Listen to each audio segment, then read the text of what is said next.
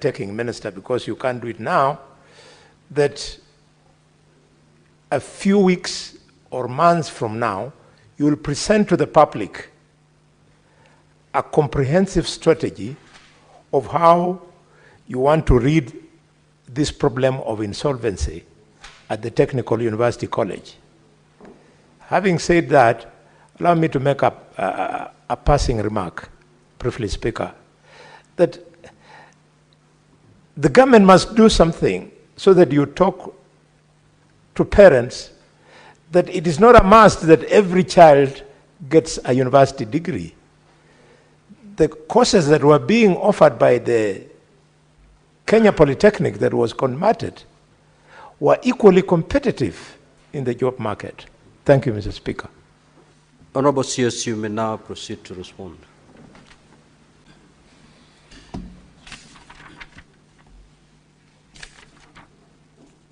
Thank you, Mr. Speaker.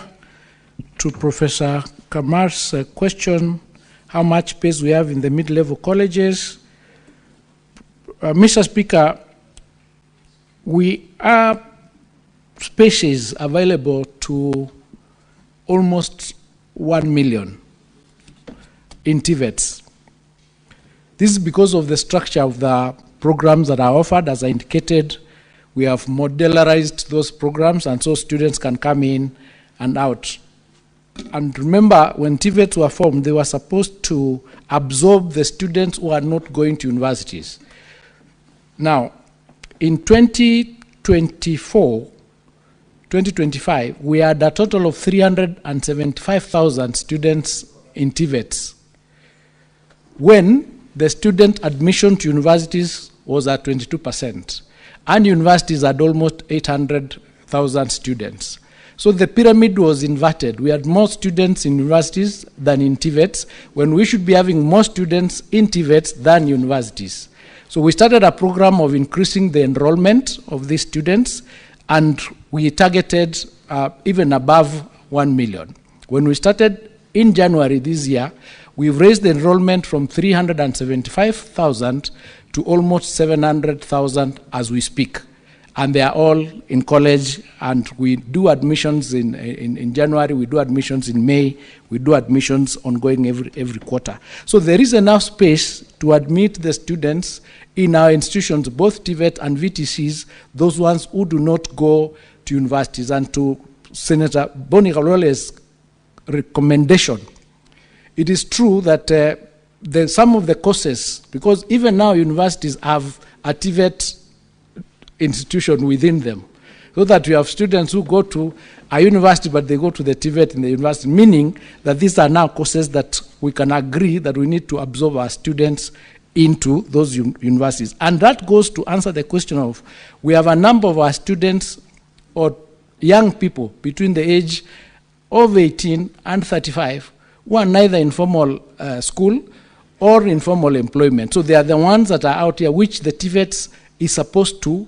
absorb and remove them from the streets, so that we can skill them to be able to play a role in the economy, so that we have plumbers, we have electricians, we have engineers, they can progress, and there are many other IT programs that we are offering in that space. So it is important that all of us start working. In fact, the issue of enrollment to TVETs is being spearheaded in conjunction with Ngao, because we are using an all-of-government approach, and we're ensuring that these people, when they go to barazas, they tell the parents what is important or how useful the courses that would be in those institutions are covered.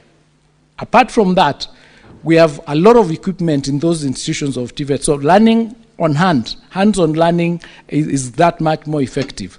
And recently we passed a policy called dual training policy, where our students would be taught in institutions for 50% of the time, and the other 50% they go to industry. And we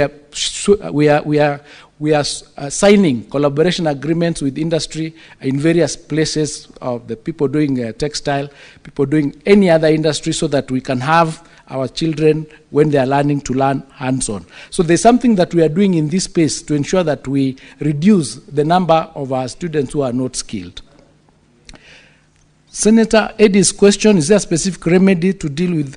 Yes, what happened is, for example, in Moi, if you recall, there were students who are doing medicine, and they had been in that institution for 9 years, for courses that were taking 6 years.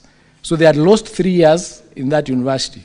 So when the strike came and we came up with a package to resolve the issues of Moi, we also came up with a package to resolve that problem of those medical students, which related to training in the referral hospitals. And we came up with a program where they expanded the program from Moi Referral Hospital to Iten so that you can be able to do many more students. And because of that, we were able to graduate those students in March this year. The first students graduated in November last year, 28th of November last year, but the medical students and other batch that had remained behind graduated in March this year. So when we come up with a program to ensure that the strike is resolved, we also work towards coming up with a program on how the students who have suffered are going to meet their lecture time so that they can graduate. And what we have come up with is to just agree as Kenyans that we need to resolve the problems early. One of the problems we discovered is that most academic strikes arise out of their CBAs. Now, we found that CBAs are negotiated at the end of their lifespan. Now, when you negotiate a CBA at the end of its lifespan, it means you've not budgeted for it, there's no predictability, you are not aware of what was required, and we've insisted that going forward, the CBAs should be negotiated at the beginning of their lifespan so that we know this is the amount of